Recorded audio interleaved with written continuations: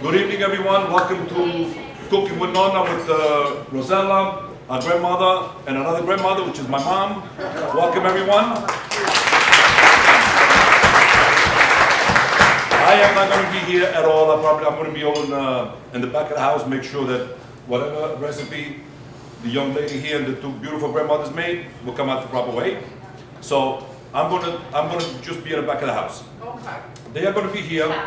And first of all, I want to thank Rossella and her grandmother for doing this with us. And it's going to be a great night. We have all these traditional recipes, which I do not make here. But to accommodate the traditional stuff, we compromise. So we had an argument with the grandmothers. How do you make this? How do you make that? That's okay. So tonight we're going to do a pastella. Pastella is a batter, which I did the broccoli and cauliflower. They're going to show how to do that. And plus, we have a zucchini alla poverella, which I don't know how I made it, but I made it. But they told me how to make it, so I made it. So then my mom made gnocchi with pumpkin. We did that in the butter and sage with some crumbled amaretto cookies over it.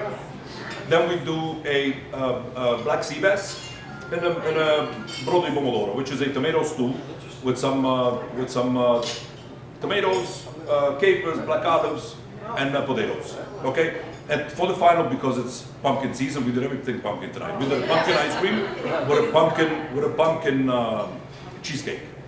So the pumpkin, to do the pumpkin, Rossella will do the pumpkin cheesecake. She's not going to do the demonstration of the pumpkin gelato because it's way too much for that. Okay. So they're going to start. Then we have also Rosa. She's from the wine company from Empire. Which I chose to do these wines. If you want to talk about these wines here, you may come up. She's going to talk a little bit about the wines that we're going to do: the Prosecco, the Chardonnay, and the Pinot Noir. She's going to do a little introduction of the winery, and then I'm going to tell you how I came about to choose those three wines to match to pair the food. Please, ma'am. Thank you. Well, I'm a hemorrhoid anyway, but I'm very honored to be here in front of all of you actually, and to be with this great show also, and with Rocco and his mom. It's fabulous for me to be here. Also, I represent, actually, I'm part of the distributors, and I represent Empire Merchants, which is the largest single distributor of wines and liquors here in New York. Okay, don't plug the company too much. No, I know, but I just want to say. Just plug the wines. I am. I just want to say a little bit about it. You know, we have a great philosophy. You know, we're professional, quality, and of course, we have a heart for everything that we do. Now, the wines you're tasting tonight all come from one single supplier that gives us this wine. That's Gallo. And you'd be surprised, you know, when people think of Gallo, they think of the Follies. Actually, Gallo is an amazing company.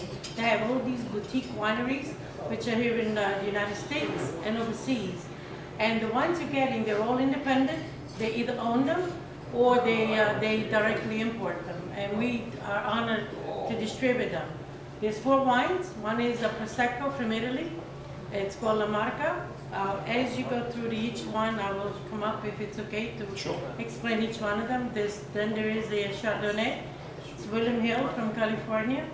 There's a McMurray Ranch, which is Frank McMurray's Ranch Pinot Noir, okay, the actor. And at the end, you're going to have a very nice Moscato from Italy, of course. And I think you're going to find them all incredible in each one of them. So have a great dinner. The Prosecco it's a bubbly, refreshing wine. We did that with the appetizers. The batter, bubbly, not too sweet. Then we have the pumpkin ravioli. The pumpkin ravioli, we paired it with a Chardonnay. Okay, the pumpkin ravioli has a little sweetness to it, so we don't want to do another wine that it's like a Sauvignon Blanc. So we did a Chardonnay that it's a little oaky, a little bit more full body. Then we did something a little strange. We do a lot of strange things here, and we did a Pinot Noir. We paired it with a black sea bass. Now, the Pinot Noir is a real fruity red wine. So it complements not only the fish, but it's with the tomato sauce. Okay, because it's in the tomato sauce, so you're going to have a little bit of the red flavor of the wine. It just comes together with the fish. Okay, and then we have the Moscato, of course, with the desserts. All right? Any questions? She's going to be here to answer your questions. Right here.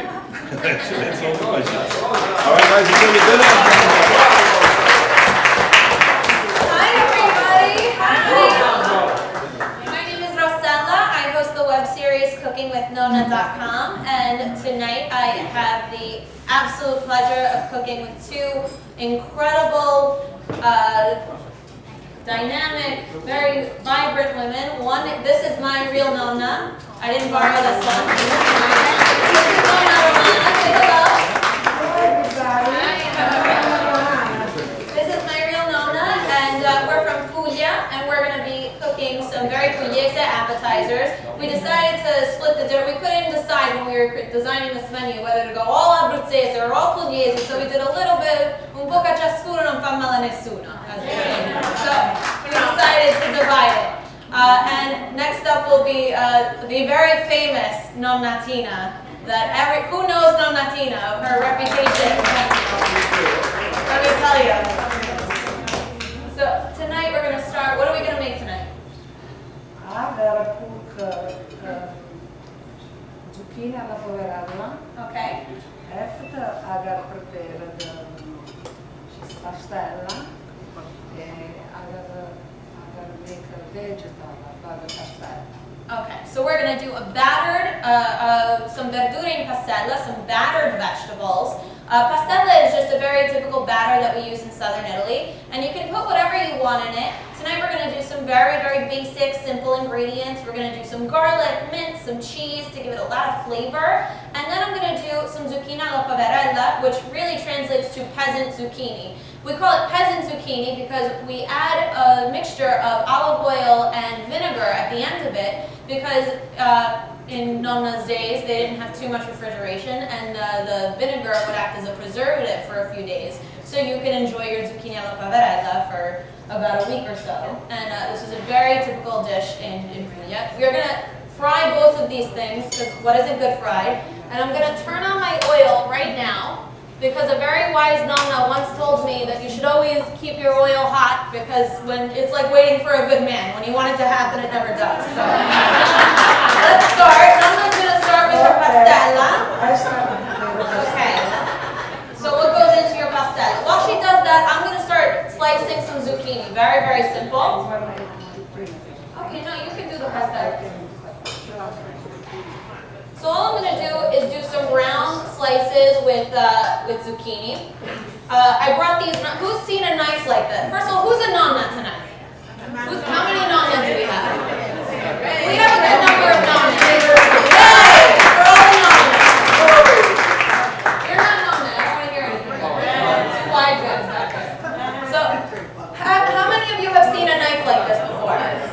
Whether it's on my show. Is this a very professional tool, Rocco? You don't want to know what Rocco is to this knife. No. This is the Nonna knife, as I like to call it. Nonnatina is actually the first Nonna I've ever met in my entire career of Nonna that does not use this knife because she's a professional. Okay? She's a professional. This is the Nonna knife. And by all industry standards, it's a piece of crap. Let me tell you. This is not, a real good knife is made out of forged steel. Forged steel, it sounds serious. I'm not really sure what it is, but it sounds serious. This is pressed steel. This is not, I could do this. It's got a different color red handle. You go in any first generation Italian person's home, the drawer is full of them. And they're all different colors. These come in a pack of 6. They're 6 for €3. I love this. They're 6 for €3 at the Mercato in Italy. But these are the only knives my Nonna can use. She's been cooking with this knife for 70 years, so we decided to not change it. I can use a big knife. No, I like that. I do everything. So, no. First I put 2 eggs. After I put cheese. 2 eggs.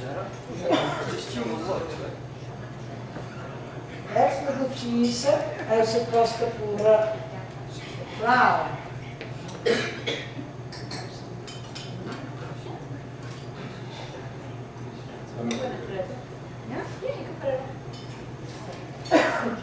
Now a pastella, whenever you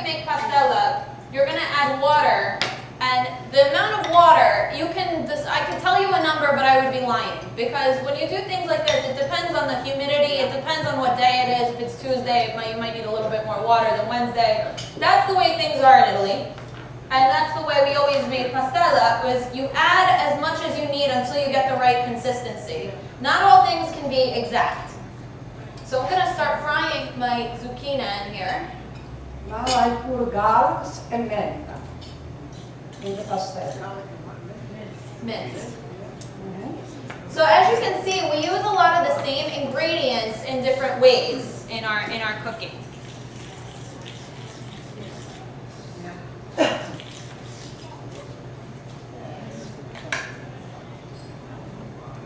We need some water because we gotta make not too dense, you know.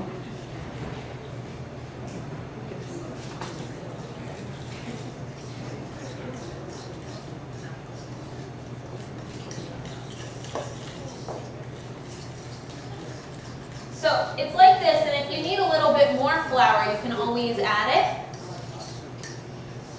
Yeah, a little bit more, you know. You can put more eggs, more cheese. Depends. Depends how much you gotta do. And Nonna's been a pro at making pastella because when we did a little show on Food Network called 24-Hour Restaurant Battle, and we made enough pastella for 150 people. So I mean, we were just 30 eggs, a pound of flour at a time. So Nonna's made a lot of pastella in her day. Nonna's been cooking for a long time. Vegetables to fry, you know, fry that up. Yeah, you can do any kind of vegetables you like in a pastella. Yeah. And if you have a little pastella left over, you can just fry it on its own and it's delicious. Everything you put in the pastella, they're so good. All the vegetables you can put, you can fry it. Very good. That's very good.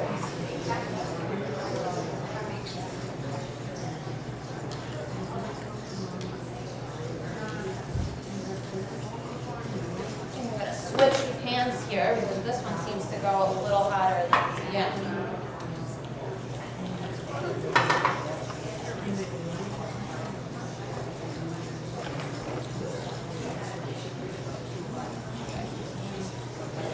So I really love this recipe because it becomes sort of a blank canvas for whatever you want to flavor the pastella with. You need more flour? Okay. Let's add the flour. So Nonna's been cooking for quite a long time if you haven't guessed. When did you first learn how to cook, Nonna? I started when I was 12 years old because my mother, she had 7 kids.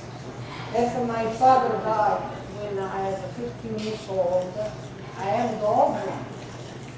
So my mother, she had a store, a grocery store. She take care of the store. For me, they say, you gotta cook, I'll take care for all the family, you know, 7 kids. My mother, they come 8 people. I cook every day, 2 times a day, minimum 2 times a day. In the morning, okay, breakfast, every night. My ex, I gotta cook for lunch, for dinner. So, all my life, I cook. I like to cook.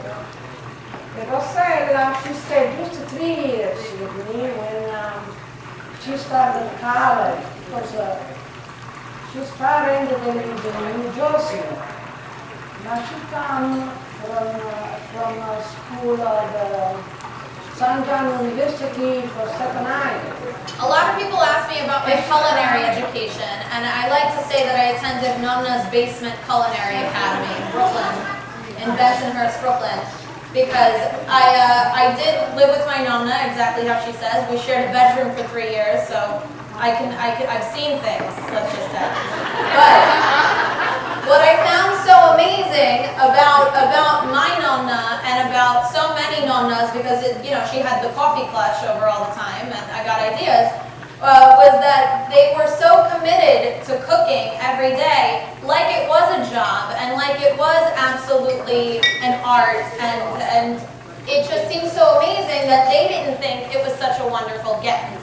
You know, because an Italian woman, who's Italian here?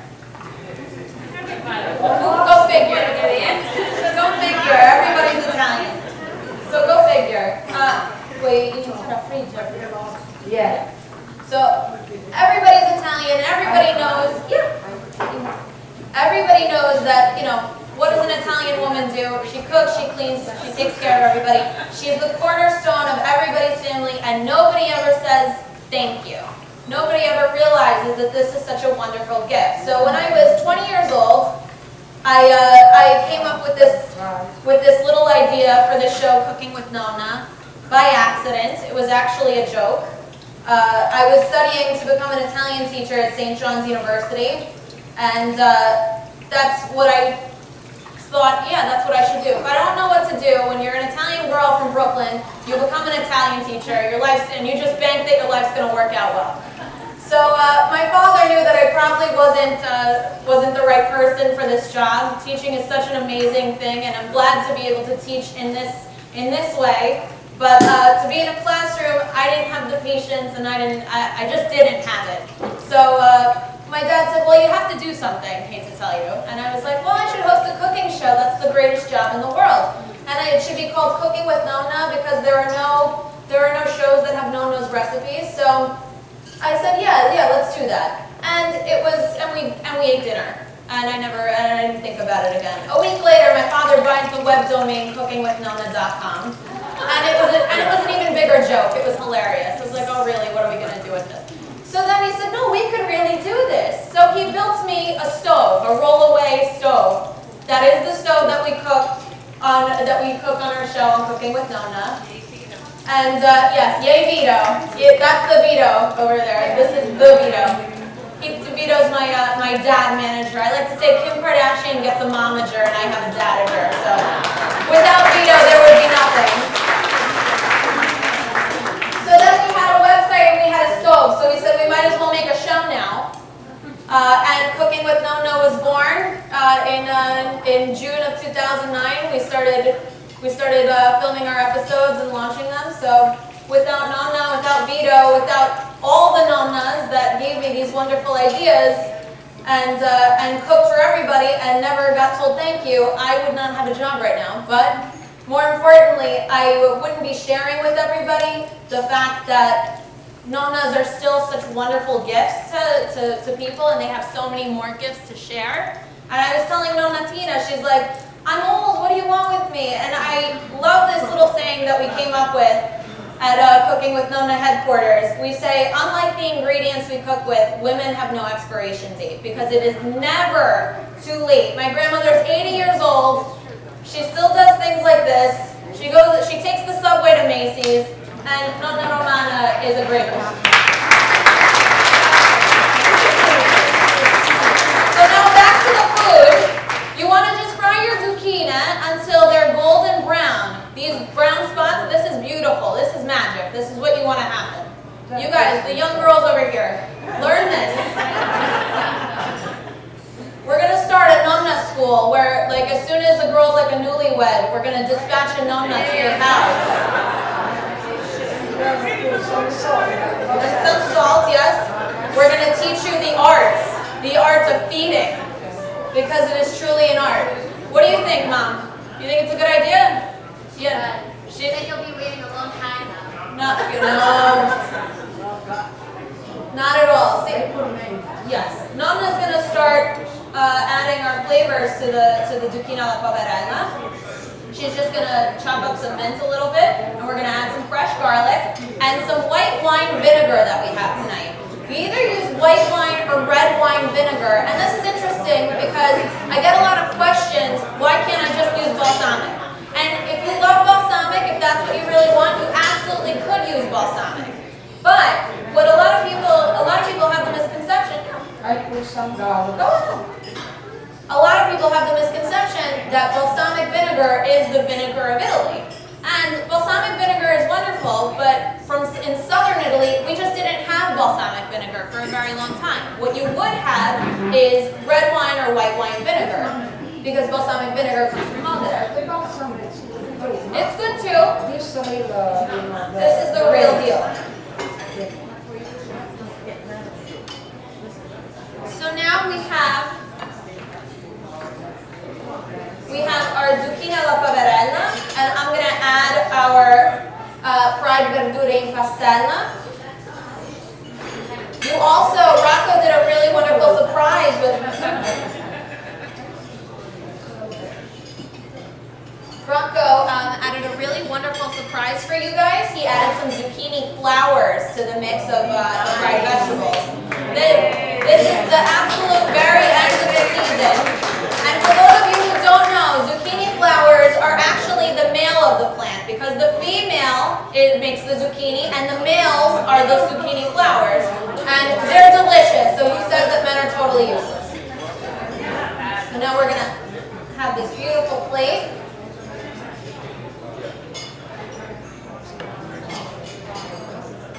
And I'm gonna turn off our heat. And all you have to do is sprinkle these with flour. And the zucchini alla poverella, these are great to make the day before or even the morning of if you have people coming over, because these are actually served room temperature. Like I said, these were made for no refrigeration. So these are really, really perfect for a party. It's the ultimate side dish. It's really fresh and flavorful. And to just have you can also do your vegetables and have them hang out in the batter in your pastella. And as soon as people come over, just flash fry them. They're gonna come out, they're gonna be crisp and beautiful and hot. This is our appetizer, and everybody's coming around and serving you guys right now. We're gonna have Rocco out here and do a little, tell you a little bit about the wine you're gonna be drinking. And next up, the moment you've all been waiting for, Nonna will be making some pumpkin gnocchi. So enjoy everybody. Buon appetito! Everybody, this is the Prosecco you're drinking. It is from Veneto, and it's from and it's from the region, which is the original and the DOC region of Italy, the Prosecco. It was made, it's been 40 years since they started making it. It's the highest quality, not too sweet, not too dry. Prosecco right now has taken over the world, not just here in New York. I mean, it's consumed every day with just about any meal. And this one, as you can see, it's got a really nice nuances of honeysuckle, peaches, and some other fruit. It's a wonderful Prosecco for you to drink every day with all kinds of food. Doesn't have to be for celebrations, and it doesn't kill your pocket either. So enjoy it, and